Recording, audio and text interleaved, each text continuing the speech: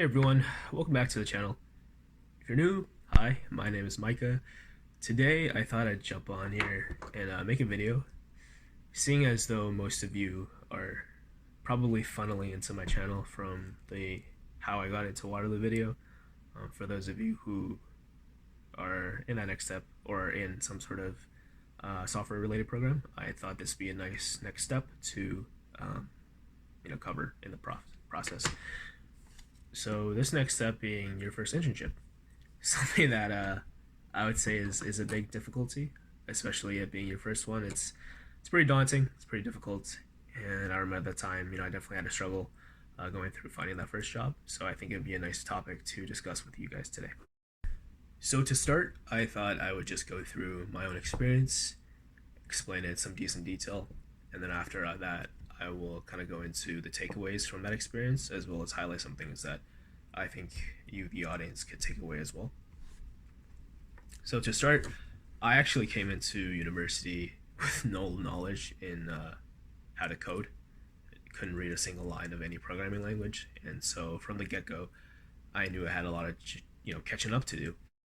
So with knowing that I had a lot of catching up to do, in between the end of the term before my first co-op search, I put a lot of time into just trying to scrap together as much as I could and just like cram it onto the resume. Because at that time, I had basically no relevant prior experience.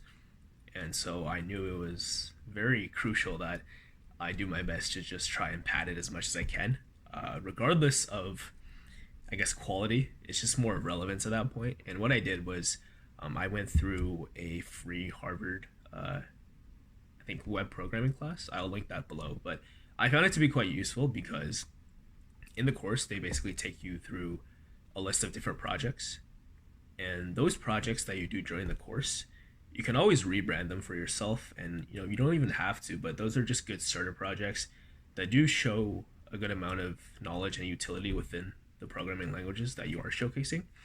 And I think that was a good step just to have something on the resume, because obviously when you're going to apply for your first job, your resume isn't going to be looking so hot.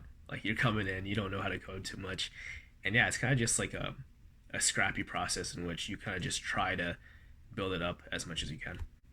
After I had done my best to just scrap as much relevant experience as possible onto my resume, I crafted one and I sent that out to multiple upper years and people within the program that I looked up to and that I knew were very qualified in what they were doing.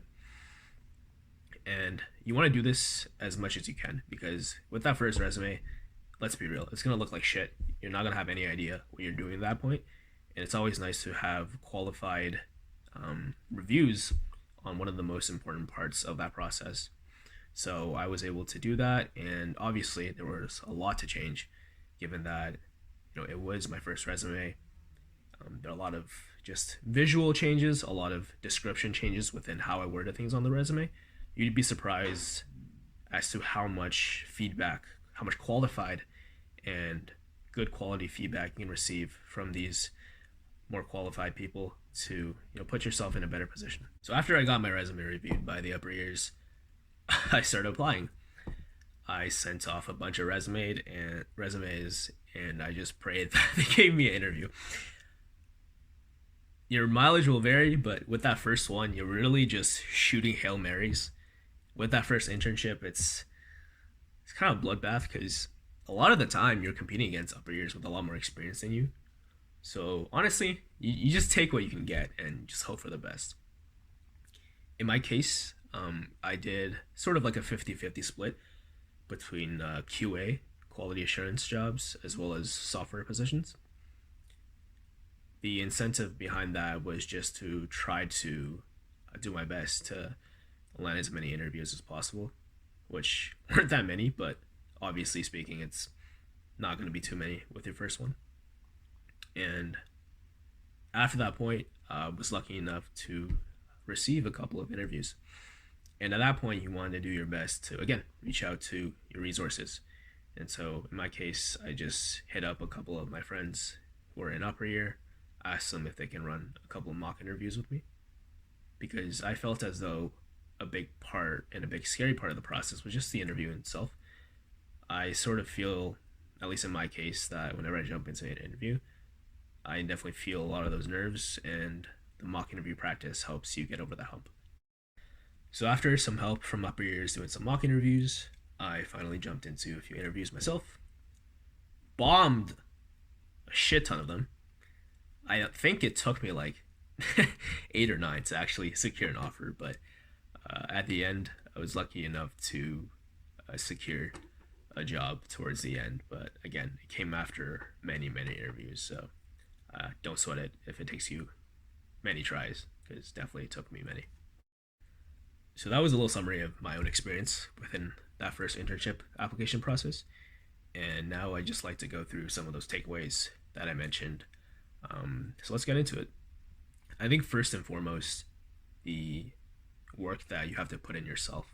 This looks like learning a new programming language, putting in time to develop a new project for yourself. That extra work needs to be there, especially if you're coming in with no prior experience. If you were like a smart kid who did software engineering internships before university, kudos to you, and you have that prior experience. But for a lot of the rest of the crowd, it's probably not going to be the case, and you kind of need to bust your ass to even just have like half a page of worthy content to put onto your resume.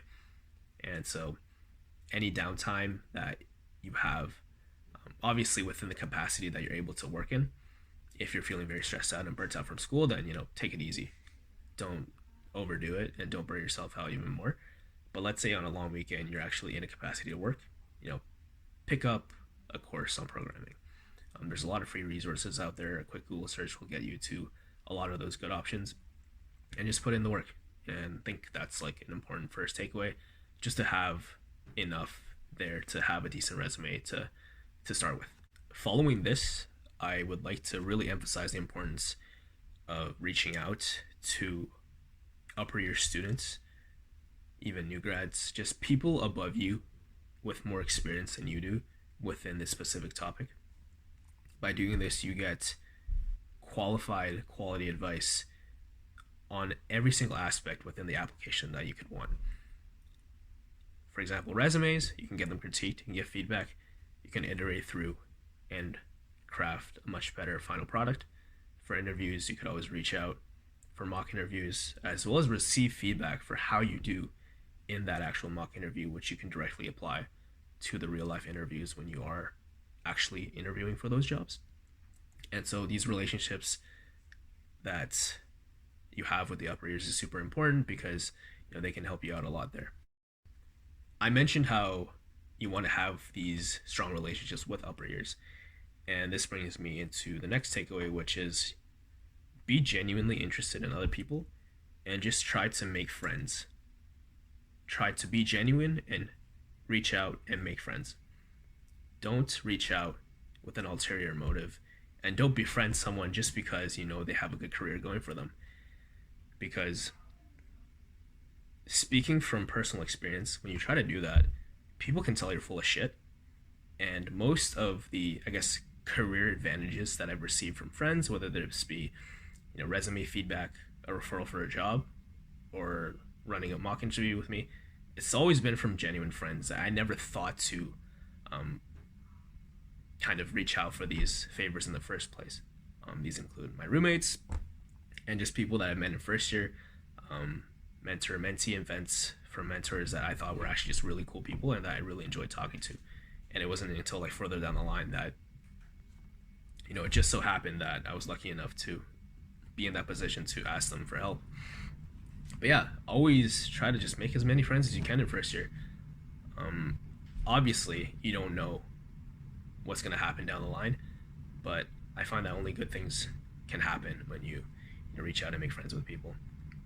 For example, this first job that I got was actually one of my roommates that gave me the referral. But before that, it was never my thought to say, oh, I want to room with this guy because I know that he'll work at this company, so he'll give me a referral. Obviously that wasn't the state of mind. And I feel like because that friendship was built on real genuineness and just trust. That came around to be a really lucky break for me. But yeah, just go out and make as many friends as you can. You never know, when you'll be able to hopefully, help someone out or receive some help from them, which can always help in the process. But yeah, I think that just about sums it up.